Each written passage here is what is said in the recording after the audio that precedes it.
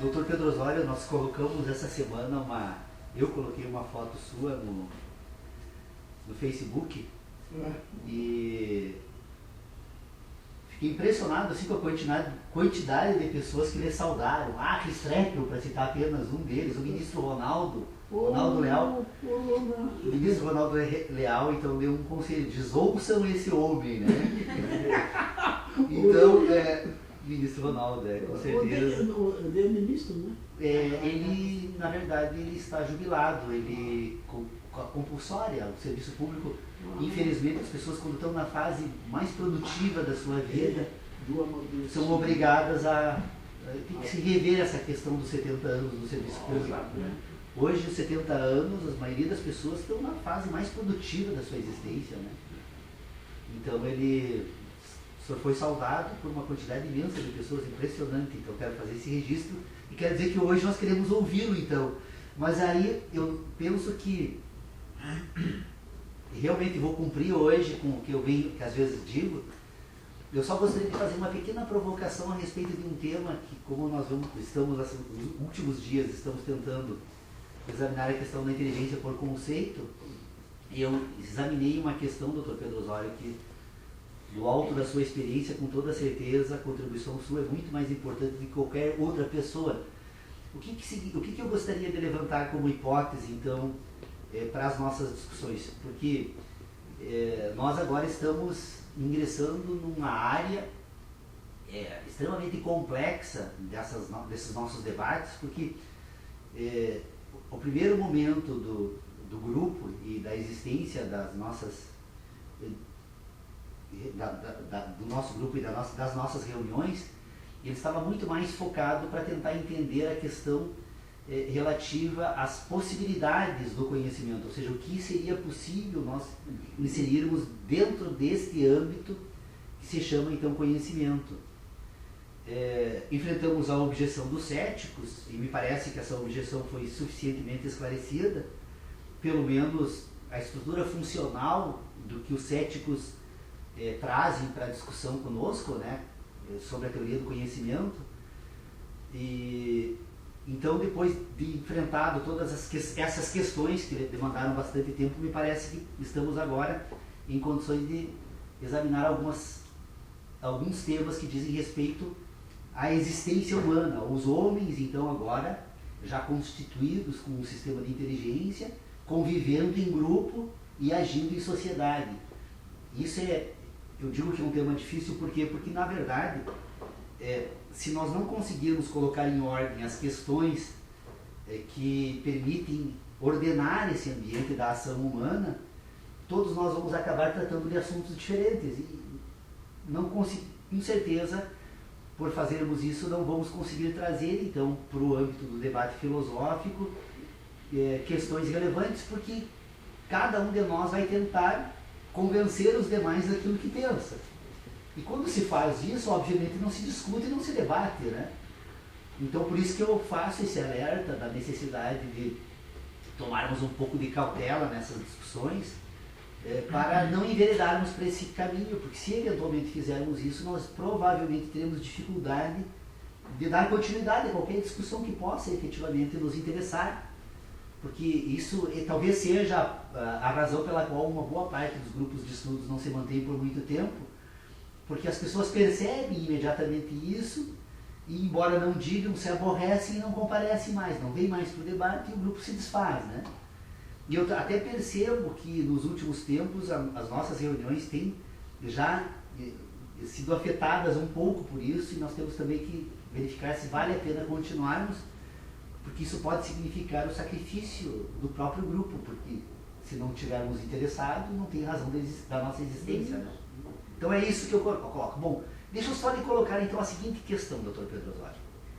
Bom, se nós estamos certos na escolha que fizemos em relação à forma de organizar o debate e a forma também de avançar nas questões que dizem respeito à organização desse debate, me parece que nós já conseguimos entender qual a razão pela qual os céticos têm triunfado no curso desses últimos 2000 anos de filosofia, quando eles cobram explicações e imediatamente negam a possibilidade de organizarmos uma teoria do conhecimento, e nós sempre aceitamos isso, porque, em verdade, num primeiro momento, essa objeção que os céticos fazem, ela parece irrefutável. Mas me parece que, a partir das discussões que nós fizemos aqui, é possível agora perceber qual a razão, então, desse triunfo recorrente, podemos tratar assim. É que, em verdade, o problema que o ceticismo traz para a filosofia é uma cobrança que o cético faz quando ele diz o seguinte: mas você tem certeza disso que você está dizendo?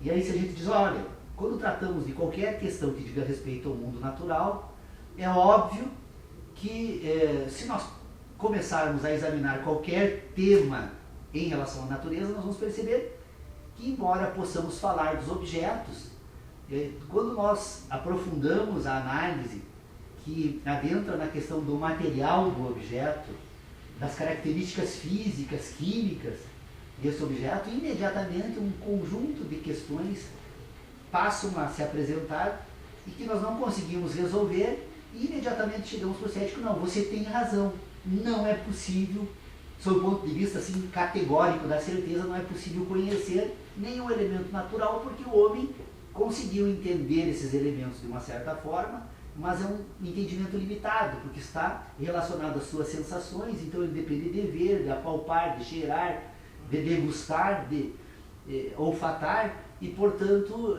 quando o homem usa desses instrumentos para dizer que conhece algo, ele imediatamente percebe que é um conhecimento limitado e diz: não, os céticos têm razão.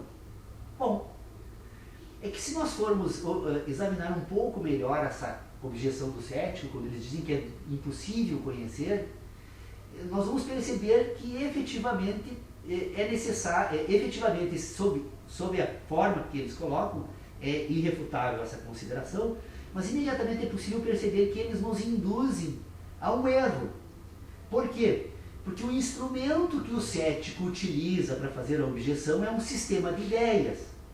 Ou seja, quando ele diz, você tem certeza, ele está chamando o debate por um âmbito da inteligência que é puramente relacional. Ou seja, nós relacionamos, e ao relacionar nós então constituímos um sistema que nós produzimos e chamamos de ideias.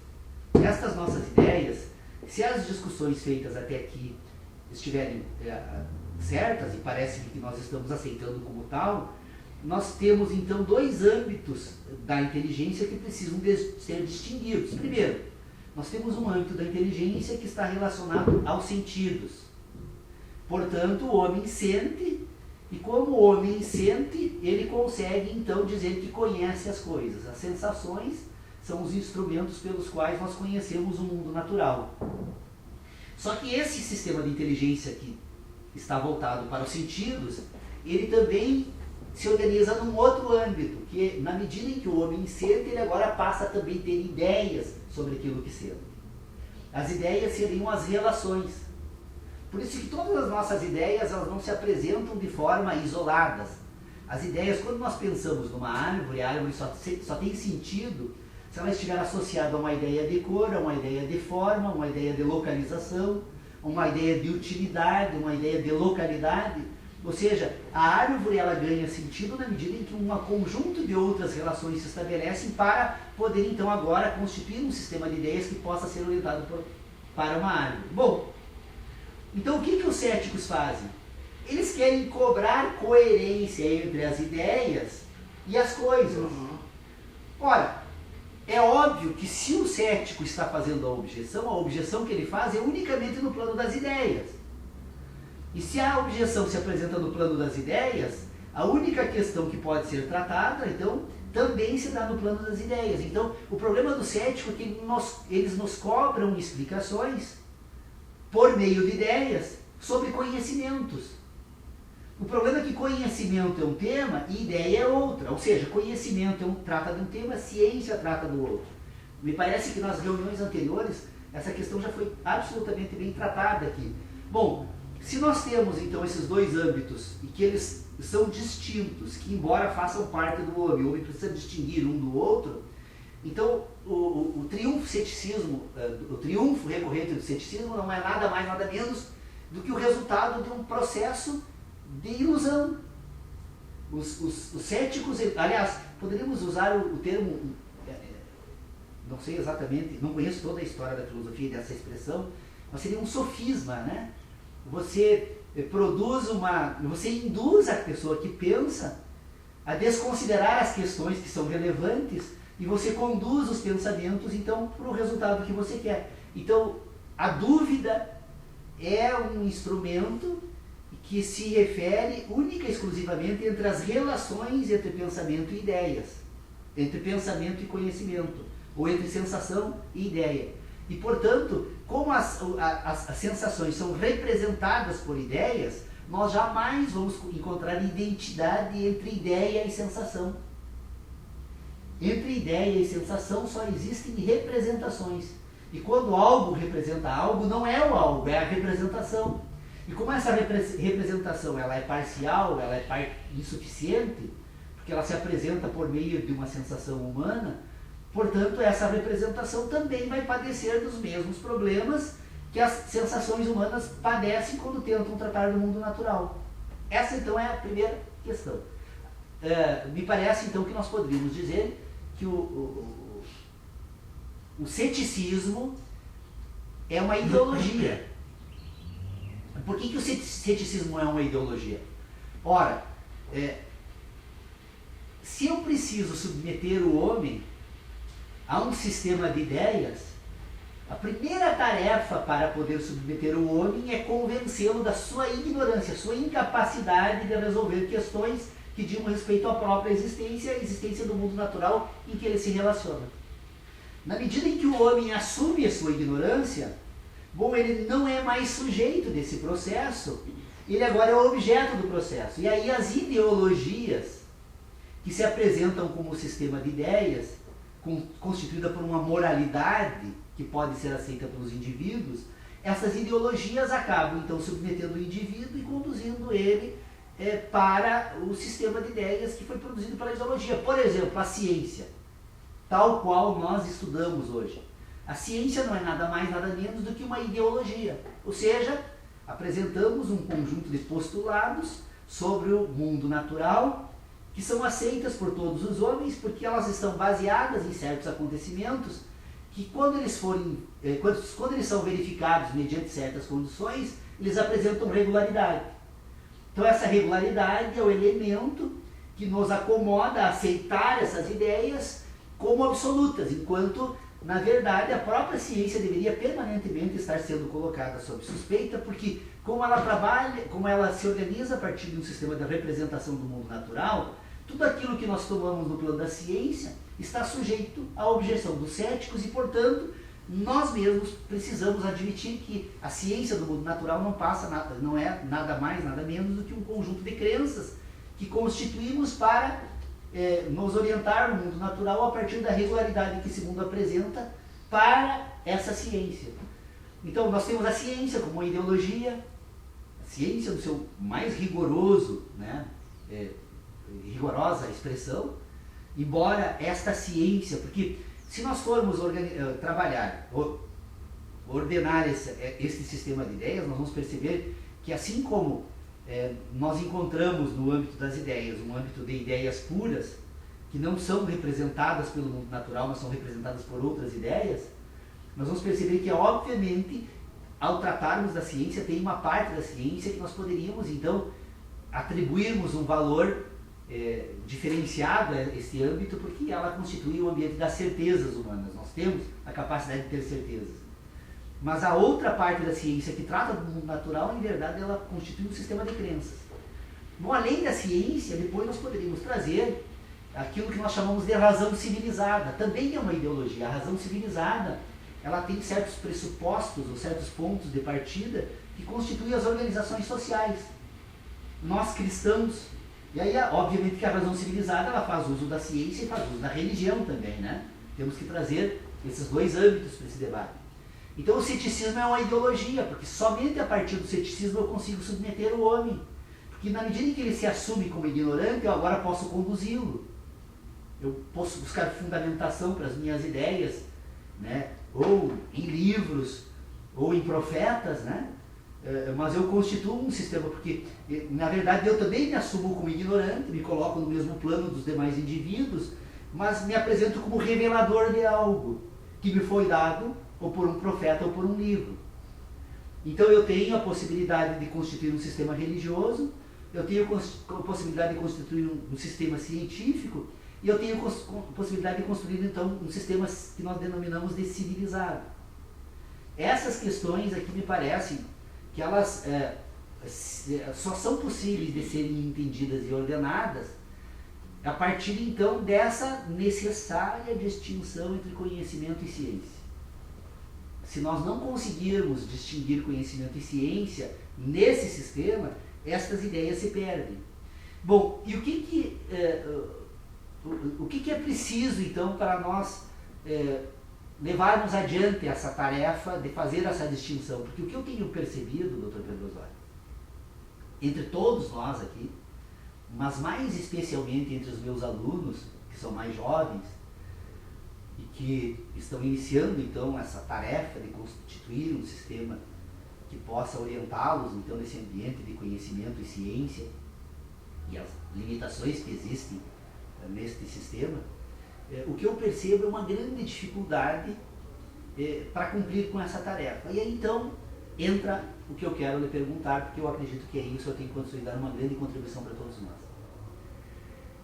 Não seria porque, se nós reconhecemos nas nossas discussões aqui desde o início, que nós desenvolvemos então dois sistemas de inteligência, uma inteligência de sentidos e uma inteligência de ideias. Essa inteligência de sentidos ela é uma inteligência natural, orgânica, fisiológica, que se estrutura das relações naturais entre o homem e a natureza, o homem e o ambiente em que ele vive. Eu estava fazendo uma experiência absolutamente sem grande pretensão, mas que me fez pensar sobre o assunto. Num determinado momento eu resolvi desenvolver uma habilidade. Eu precisava então movimentar um objeto com o meu pé e colocar um objeto em um determinado local. Eu disse, eu vou tentar fazer isso diversas vezes, para examinar de que forma esse movimento vai se modificando, então, na medida em que eu comecei a fazer esse movimento. No primeiro momento foi um desastre. Tentei levar o objeto ao ponto que eu queria movimentar, saiu para um outro ponto completamente diferente. Mas eu continuei fazendo, como isso faz parte de algo que não me causa dificuldade alguma, porque é durante o meu momento final do dia, que eu chego em casa para trocar de roupa, etc. e tal, eu venho fazendo isso por curso de tempo. Num determinado momento, esse movimento começou a se dar de uma forma tal em que eu comecei a atingir resultados como eu queria, como eu buscava. E hoje, se eu for fazer esse movimento, eu executo ele com uma perfeição extraordinária. E, na verdade, eu não preciso pensar sobre isso. O meu corpo sabe exatamente qual é a direção que eu tenho que dar para o meu pé, e qual a força que eu tenho que utilizar, e qual o momento que eu devo parar de fazer força para que o objeto se coloque exatamente onde eu quero.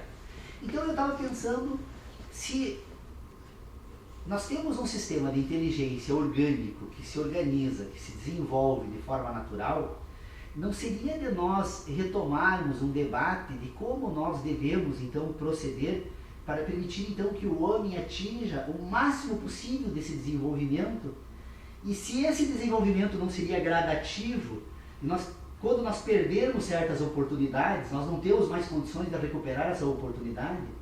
Por que, por exemplo, nós temos uma inteligência completamente distinta da inteligência do Mibiá-Guarani? Me chama a atenção algumas características desse povo extraordinárias. Então eu comecei a me dar por conta da seguinte questão. O ser humano, na medida em que ele nasce e que passa, apesar de que o processo de o conhecimento nas minhas ideias, ele é adquirido e ele é herdado. Boa parte do conhecimento que os seres vivos possuem são conhecimentos oriundos da sua ancestralidade. Essa é a explicação que explica a razão pela qual os pássaros conseguem fazer ninhos. Essa é a explicação pela qual tem certas habilidades que já nascem com certas espécies, porque o conhecimento é adquirido. essa inteligência de sentido ela não é desenvolvida apenas pelo indivíduo depois do nascimento, mas ela já vem junto com um legado da sua ancestralidade. Então, se o conhecimento é um legado da ancestralidade, na medida em que o ser humano nasce, tem certas fases desse desenvolvimento em que certas questões podem ser aproveitadas ou não. Por exemplo, a questão do afeto. Se o indivíduo não desenvolve todas as suas habilidades orgânicas, humanas, em relação ao afeto, no primeiro momento da sua existência, depois que ele perdeu essa oportunidade, ele não tem mais condições de recuperar isso. Então, por exemplo, as pessoas violentas, normalmente, elas são resultados de um processo educativo que, ao constituir esse sistema de afeto, introduz a violência no momento em que essa estrutura orgânica está produzindo esse sistema de inteligência, e essa violência vai ser refletida durante toda a vida dela, porque está inserida na inteligência de sentidos. A inteligência de sentidos ela é produzida pelo mundo natural porque ela produz impressões no homem. Essas impressões transformam o homem. E essa transformação não é passageira, ela é permanente. E ela não apenas transforma o homem, mas transforma a descendência desse homem, porque ela se introduz na estrutura orgânica e se insere nessa cadeia toda que permite a existência da vida. Então, se esse desenvolvimento que se dá nessa estrutura orgânica, ele é um processo que se dá durante todo um período da existência, nós teríamos que examinar com muito cuidado, então, de que forma ordenar esse primeiro momento da vida humana, porque é esse momento que vai determinar, então, a condição humana do restante da sua existência. É claro que tem um legado já da ancestralidade, mas tem também agora algo que é produzido nesse processo orgânico inicial da vida. Então, o que muda entre um indivíduo e o outro é a forma pela qual ele produz a sua inteligência de sentidos. E essa inteligência de sentidos ela é anterior à inteligência racional. Tanto que o indivíduo, quando ele desenvolve a racionalidade, ele já tem toda uma inteligência de sentidos completamente desenvolvida. Enquanto ele não consegue pôr em ordem a inteligência de sentidos, ele não desenvolve a racional. Então a racional é uma consequência direta dessa primeira fase do sistema de inteligência. Então se essa inteligência racional ela é orgânica, se essa inteligência de sentidos ela é orgânica e anterior à racional, nós encontraríamos aí explicações que me parecem extremamente claras e fáceis de serem examinadas para uma parte que a psicologia trabalha hoje sobre a designação de subconsciente, o inconsciente do indivíduo. O que é o inconsciente do indivíduo? Aquela parcela da sua inteligência que age naturalmente e que muitas vezes, ao produzir uma inteligência racional, por não haver coerência entre uma e outra, essa inteligência racional ela entra em crise. O indivíduo se encontra em certas situações que o seu corpo age de uma certa forma, sobre a qual ele, por mais que pense e queira agir de outra, ele não consegue dominar. E ele não domina por quê? Porque a inteligência de sentidos produziu certas relações que são acionadas naturalmente por essa estrutura e que, embora o indivíduo queira se comportar de forma diversa, não consegue, porque ela é resultado de um processo que se impõe a ele. Então, grande parte dos traumas que produzem desequilíbrios horrorosos, tem pessoas que às vezes cometem horrores, né? É exatamente por quê? Porque em algum momento do desenvolvimento dessa inteligência de sentidos, algo produziu uma relação tão forte nessa estrutura que ele age e ele se submete a isso mesmo sem saber por quê, porque essa inteligência de sentidos é que submete a ele. Então nós estaríamos diante da possibilidade concreta de perceber, e aliás, eu acho que essa talvez seja a questão mais importante dessa análise, de que se nós queremos efetivamente produzir um mundo que seja um mundo voltado, então, para um âmbito maior de humanidade, essas relações que elas precisam ser produzidas nesse primeiro momento são relações de humanidade, de carinho, de afeto. Na medida em que você introduz a violência nessa primeira fase da constituição dessa inteligência, você vai constituir um indivíduo completamente voltado para esse tipo de relacionamento. Ou seja, o indivíduo que recebe dos demais indivíduos uma relação de afeto, ele vai desenvolver tomando em consideração, a inteligência de sentido tomando em consideração essa dimensão. Na medida em que ele recebe dos demais indivíduos uma relação de violência, ele vai constituir um sistema de inteligência voltado para os outros, voltado por essa sensação. Então, o indivíduo ele pode ver nos outros homens a fonte do seu afeto ou da sua desgraça, da sua dor. Então, essa é o que distingue essas duas forma de educação dessa primeira fase, então, da constituição humana.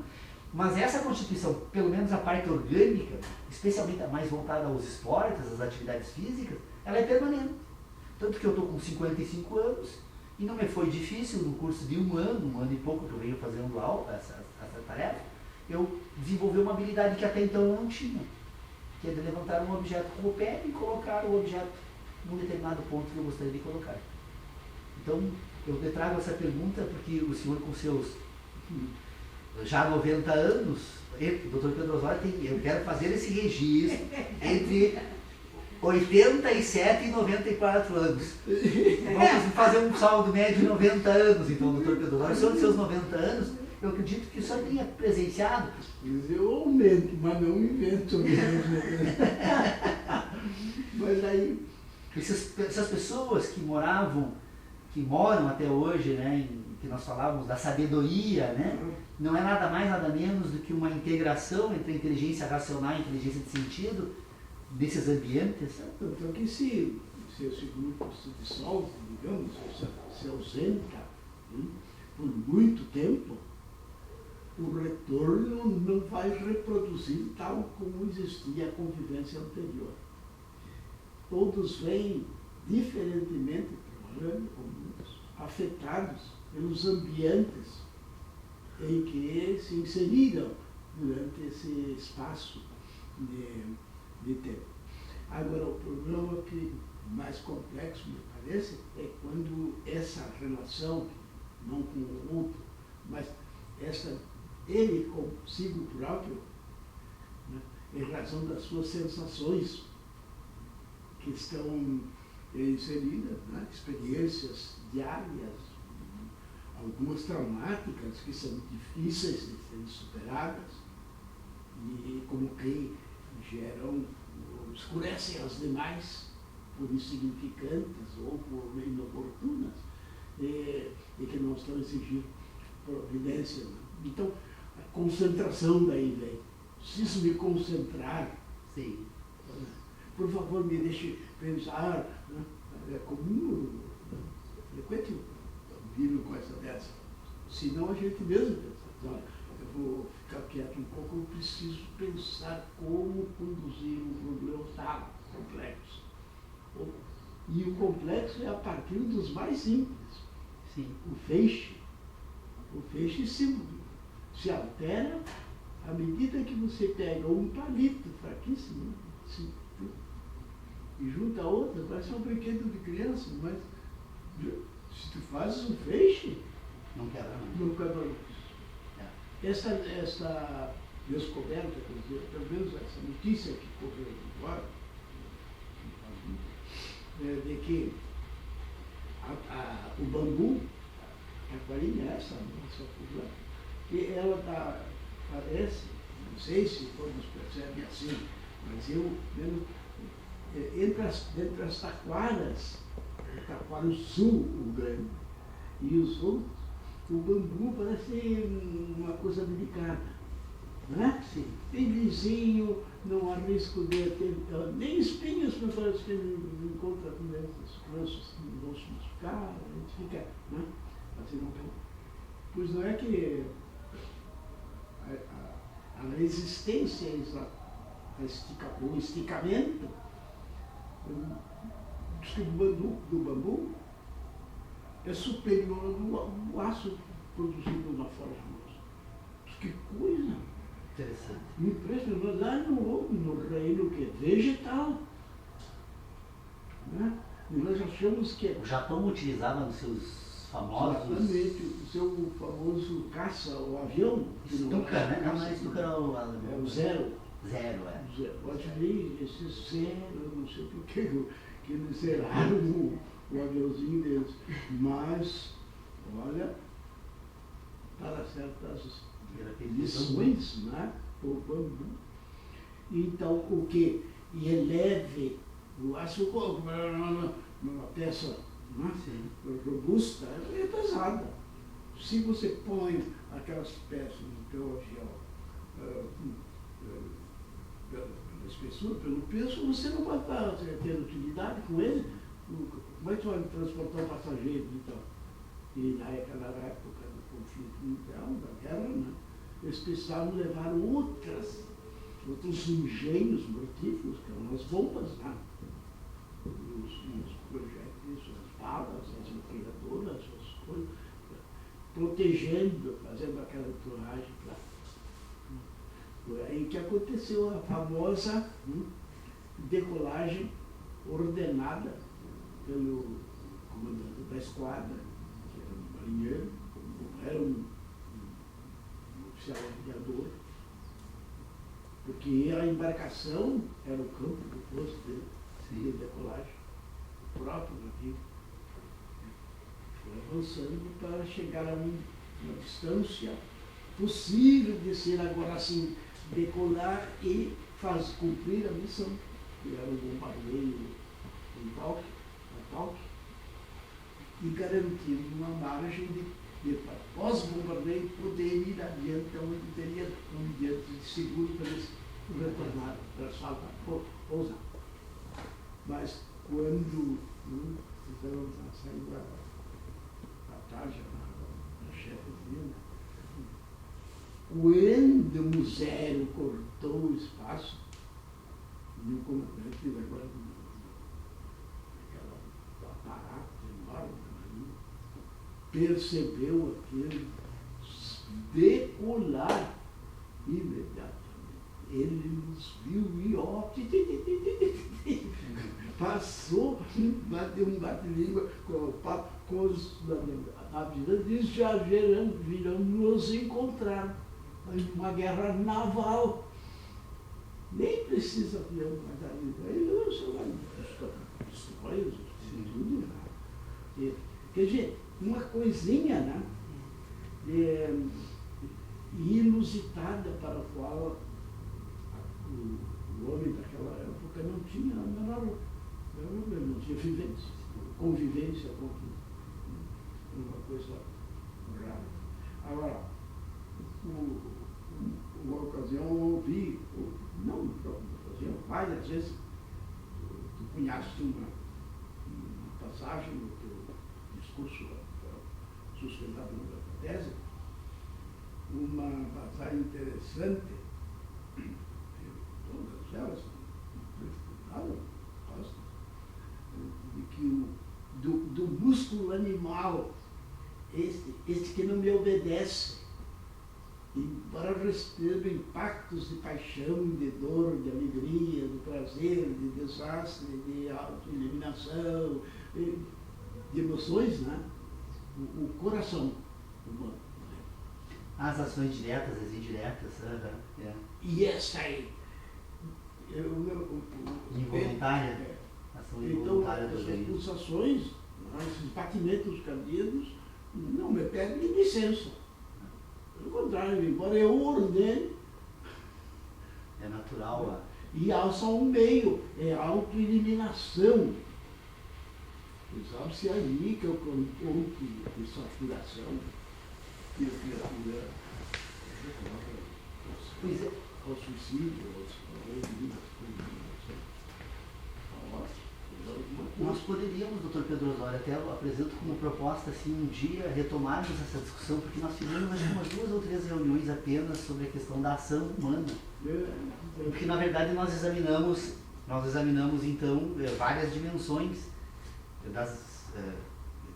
que são utilizadas pelo ser humano nessa sua existência. Uma delas é a da ação, porque a ação agora, se nós temos um indivíduo que tem um sistema de inteligência que se desenvolve naturalmente e que no processo desse desenvolvimento natural ele constitui uma outra inteligência que agora é cultural, ela é um processo posterior que se dá por meio de ideias, depois que esse sistema todo se compõe e que vai produzir então a racionalidade humana e vai constituir o mundo que o homem constitui a partir das ideias que ele produz, ordenando sensações, este indivíduo passa a agir no mundo. E ele passa a agir subordinado a 2 instruções que a natureza, pelo menos também me parece que nós já aceitamos isso.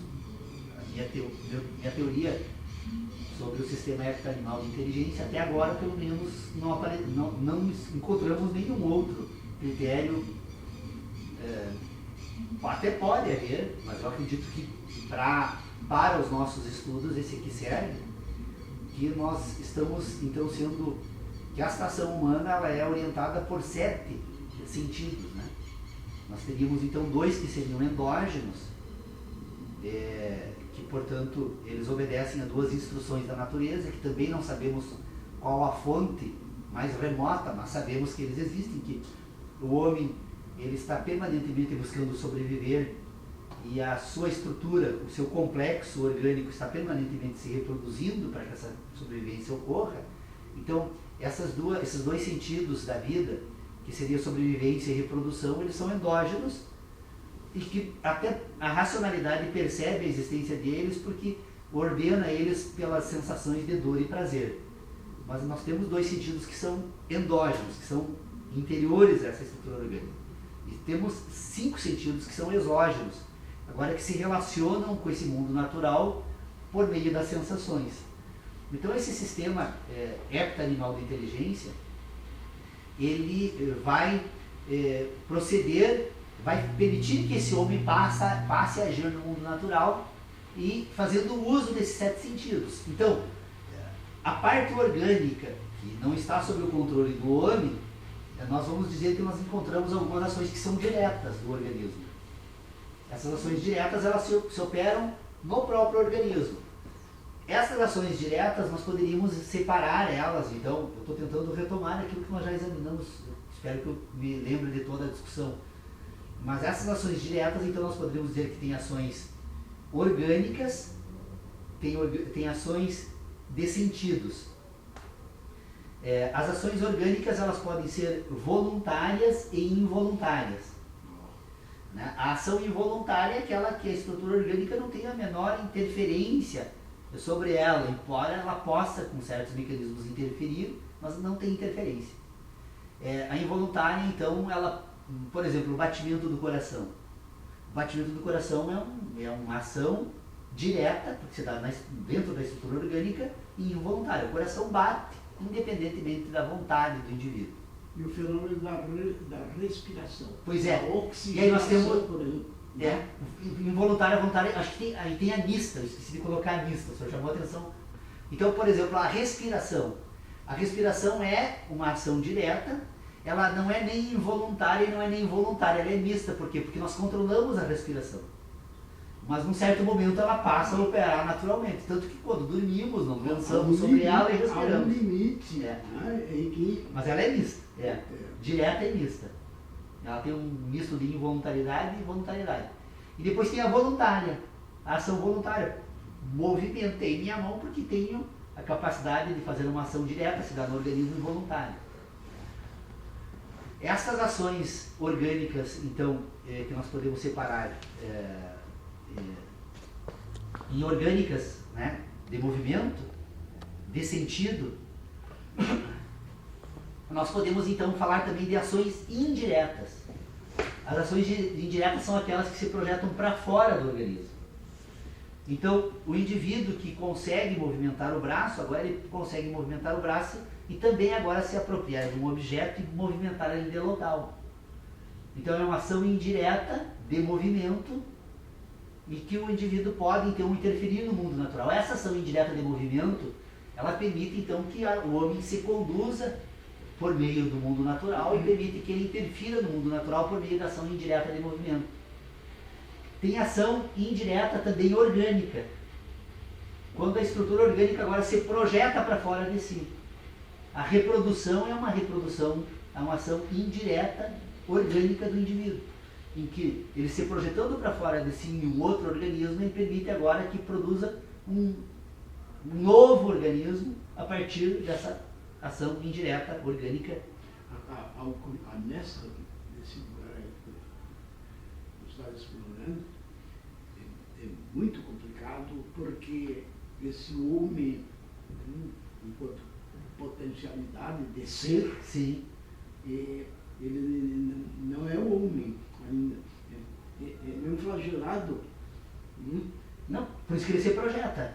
Pois é, mas ele depende agora da reunião de duas instruções para produzir uma só. Ele não se projeta de forma individual, ele depende de uma outra estrutura orgânica. Por isso que é indireta. Veja que a direta é no indivíduo e a indireta para fora do indivíduo. Mas é o único momento que organicamente o indivíduo se projeta para fora. Agora, ele está instruído, ou determinado, ou tende a fazer aquilo, independente de quem o instruiu, o gerou. Sim, ele se projeta para fora. É isso, se projeta para fora. Se reúne com... É um organismo, ele é um organismo vivo. Sim. Né? Se ele é um organismo vivo, ele precisa se reproduzir. E ele age. E precisa sobreviver. E ele age. Né? Só que ele não consegue se reproduzir por conta própria, ele depende de outra estrutura. Isso. Tem que ir em busca dela. Ele sai, parecido vai em busca. Tá aqui, agora lá lá para trás. E como é que ele se projeta, cumprindo essa missão? Independente de consulta, não diz, não pergunta para eu posso me reproduzir, não, né? Como para fecundar? Não. Ele sabe o que vai fazer. A instrução é natural. É a causa inicial da vida, né? Da autonomia. De uma autonomia. O senhor tem que a sobrevivência anterior, então. Porque ele não consegue se reproduzir antes de sobreviver. Ele precisa sobreviver para se reunir com outra estrutura orgânica e aí se reproduzir. Eu vejo que a sobrevivência vem antes. Ele não vai se reproduzir, ele não vai se reproduzir como espermatozoide, ele vai produzir agora. Um homem. Não, mas ele próprio se reproduz de forma distinta, né? Sim, pois é, mas que coisa nessa passagem. Uma passagem estonteante. Não é? Mas vem a sobrevivência. Veja que a sobrevivência, que é a instrução dos 7 sentidos, então é o primeiro a sobrevivência. O segundo a reprodução e depois os outros 5 sentidos que são exógenos. Mas, doutor Pedro Osório, aí nesta ação, porque em verdade, a filosofia nunca considerou isso, especialmente a filosofia analítica da linguagem, ela nunca considerou que esse âmbito da ação humana. Depois nós temos uma outra ação indireta, que é a ação de sentido.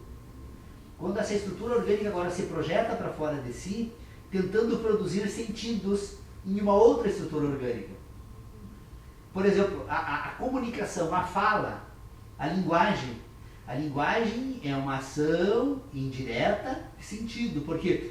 Porque se projeta para fora do indivíduo e agora não mais por movimentos mecânicos do próprio corpo, mas por projeções por meio de conceitos e ideias, agora de entendimento numa outra estrutura orgânica. O senhor percebe que nesse momento que nós estamos agora, quando examinamos a questão da inteligência por conceitos. Porque a inteligência por conceitos é resultado da ação indireta de sentido do homem. Porque todas as questões que são ordenadas pela nossa discussão, elas só ganham sentidos na medida em que nós dermos sentidos para a ação humana. Nós precisamos explicar a ação humana agora. Porque alguém diria, não, a ação humana ela é insuscetível de ser examinada porque cada ser humano age segundo as suas convicções ou ideias sobre como deve agir e, portanto, nós não temos como constituir um sistema que possa ordenar sobre aquilo que sobre o âmbito daquilo que nós chamamos de ciência, a ação humana, porque cada indivíduo age de forma diferente. Então, tudo bem. Aceitamos que cada indivíduo age de forma diferente. Mas isso não nos impede de perceber como essa ação opera. Como é possível entender a ação. Ora, se nós estamos aqui agora fazendo uso da linguagem, esta linguagem faz uso de um sistema que nós podemos perfeitamente entender como ele funciona. Como ele funciona? Ora, se estamos então fazendo uso da linguagem que se dá por meio de fonemas, por meios fonéticos, poderia ser pela forma escrita. Nós temos a forma então de fonética.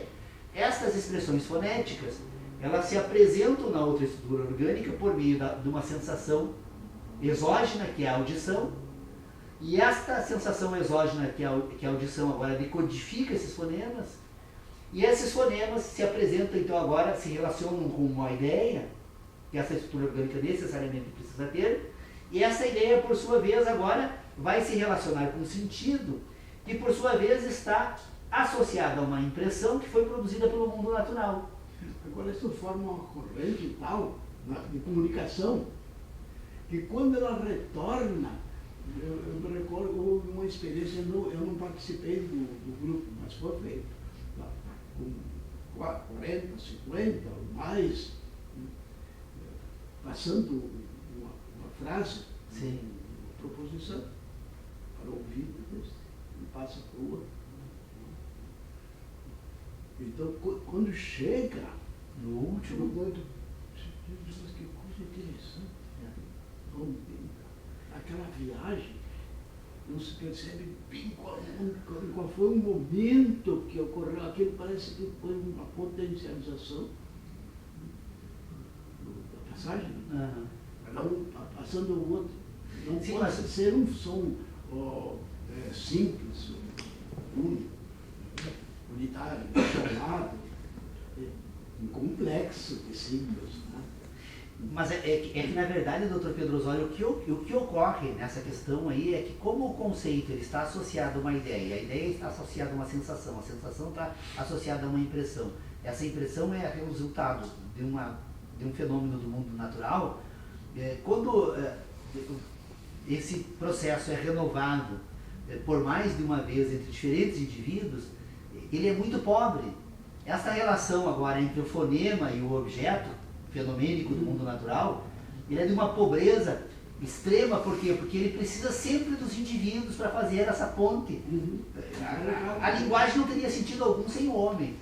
Poderíamos acumular todas as falas de todos os indivíduos, de todo o universo que conhecemos até então, e na medida que nós retirássemos todos esses indivíduos desse universo, poderíamos colocar essa linguagem aonde quiséssemos desse universo, as árvores não dariam a menor importância para a fala humana, os demais animais também não, ou seja, a linguagem só tem sentido com o homem porque ela é resultado da cultura. E esse resultado da cultura ele é resultado de um sistema de comunicação entre esses diferentes indivíduos que se dá pelos seus diferentes mundos. Nós examinamos também aqui, me parece, eu espero que nunca tenha entrado em contradição, porque primeiro porque não tenho sido cobrado nenhuma vez sobre isso, em segundo lugar porque quando eu mesmo volto a examinar as minhas ideias anteriores com as atuais, eu percebo que elas continuam mantendo a mais absoluta harmonia entre todos esses diferentes tempos, diferentes momentos de encontros nossos aqui. Então eu não encontro nenhuma contradição. A questão toda que nós precisamos reconhecer aqui entre nós é que temos que cada indivíduo, na medida em que ele desenvolve a sua racionalidade, essa racionalidade não é nada mais, nada menos do que um sistema de ideias que ordena o mundo natural. Então, portanto, esse indivíduo, quando ele ordena o mundo natural, essas ideias, na verdade, constituem um mundo para o indivíduo. Cada indivíduo, então, tem o seu mundo. Esses diferentes indivíduos com seus diferentes mundos, eles, num determinado momento, eles se comunicam. Essa comunicação que se dá entre esses diferentes mundos, ela se dá pelo quê? Por aquilo em que esse mundo apresenta de regularidade.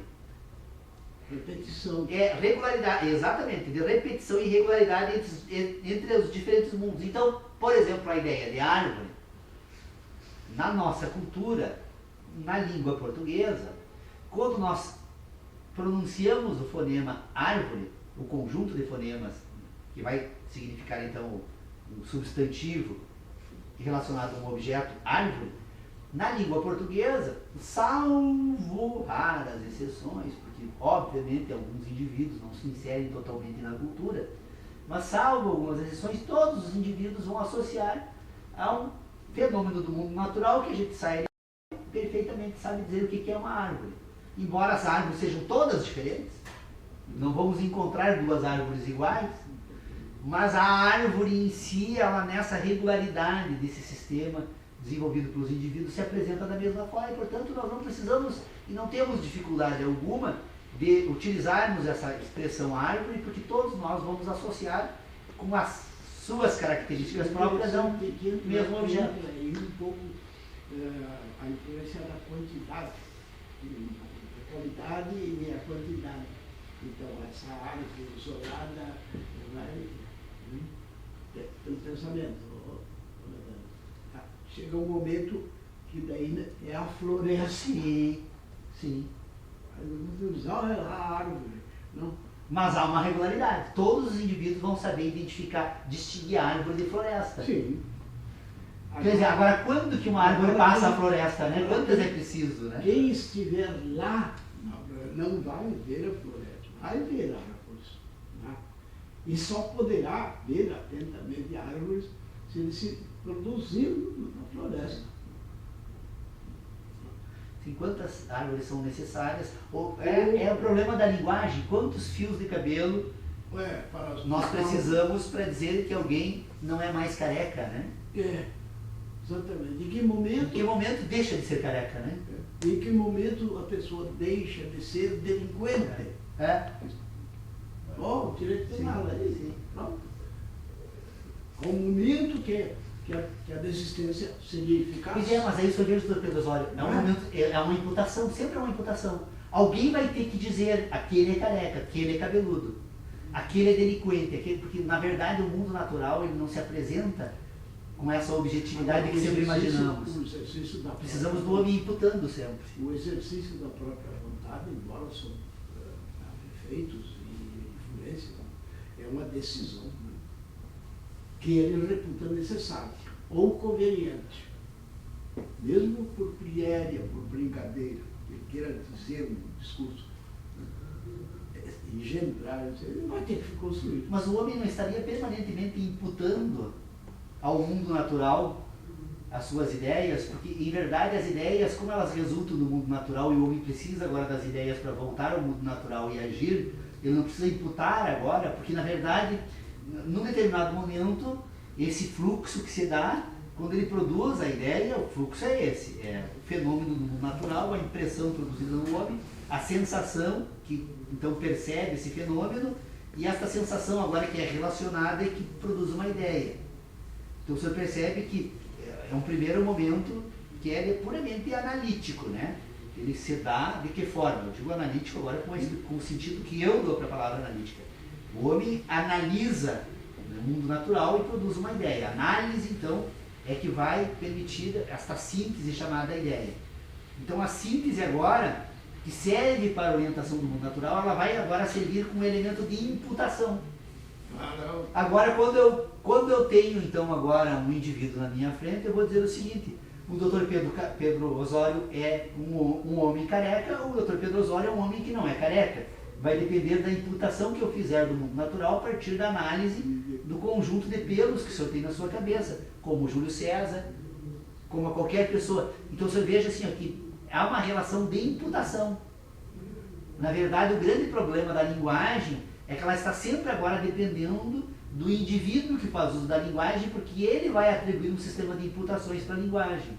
E essas imputações, elas se dão pelo ponto, então, de utilizar novamente a linguagem da teoria dos conjuntos da matemática, né? Os pontos de interseção entre os diferentes mundos. São os pontos de interseção entre os diferentes mundos que permitem agora um sistema de imputação. Ele vai estabelecer então agora as referências que nós utilizamos para fazer as imputações. Porque quando falamos, nós estamos imputando algo. Essa questão ela é relevante. Nós estamos ainda deixando aquelas colocações de input, output,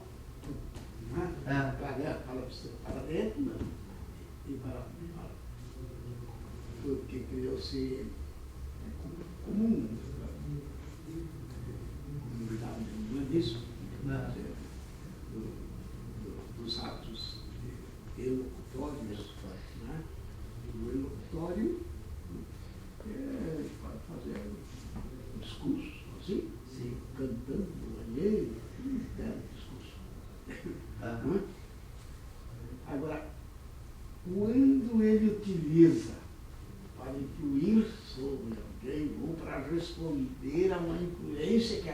primeiro bateu e agora tem que pôr. Nesse momento, ele tem que externar. Então o ato passa a ser o tal de, sobram os outros dois, porque diz que são inglês, ternário, os elocutórios, cantando no banheiro, dando discurso e treinando. Sim. Elocutório. Perlocutório. Então, ouve esse locutório, que passou por lá, mas tornou-se agora, produziu o resultado. Sim. Estabeleceu o elo de contato. Sim. Agora, se ele é perlocutório, ele esgotou um dos integrantes da comunicação, já o discurso coletivo, pelo menos com dois. Mas há quem fala sozinho também, pode protestar por voz. Então, quando há uma determinação, um fecho de consumação, a linguística então falando também daquilo que está no meio ao mundo, então, que é o perlocutório. Condeno o réu fulano, no digital tal. Espera resultado. Há tanto tempo de não sei o que, não sei o que. Esse é o perlocutório. Então, saí da sala e deixei os alunos, né? Com pedido para a recomendação que não fizessem barulho, porque do lado estavam aplicando uma prova, não sei o que. Sei lá, vocês vão cumprir, né? Sim. Mas houve a possibilidade, né, de através de um ilocutório, chegar a uma perlocução. Mas se você não usar, né, a perlocução fica isolada. Um colega vai cantar na aula, atirar uma coisa no outro, né, mas o todo não está se comportando daquele jeito. E aí é o grande problema nosso das comunicações. Mas, doutor Paulo, vamos fazer uma coisa interessante aí. Há quantos anos nós estamos tratando deste assunto? E continua nebuloso em certas passagens, para não dizer em muitas, para mim, para ti estão fluentes. Ele percorre esse, né, com tranquilidade e com coerência, não está incessando vaidade sua, porque não é questão de vaidade, isso é sacrifício, é um produto, é um trabalho. E põe trabalho em cima disso. Tanto que, se eu tivesse que, em meio de sugerir um instrumento para diminuir os acidentes de automóvel, principalmente por marca, mergulho, né, como obrigar o condutor do veículo a não pensar em outras coisas. Bilhões de coisas que ele pode pensar. Ao volante. Mas não, mas ele, a 2 metros na frente tem um outro que tem que estar sincronizado com o meu, sim, sem comunicação nenhuma. É uma sensibilidade. Ele vai, tem uma luzinha, não tem uma lanterninha, se ele pisar no freio. Mas se ele não pisar, ele retirando apenas o pé, um pouquinho, aliviando do acelerador, já vai diminuir a velocidade. E aqueles 4 metros que ele viu, ele só coberto nisso também, o acidente está pronto. Então, é uma loucura andar bem examinado, não é racional, não pode. Uma pessoa que tem a vida, não, eu não vou, não tenho como. Eu vou ficar em casa. Mas que, está em casa, dentro do jornal, sai um auto desgovernado, um automóvel lá da pista, nem nada, está para ver.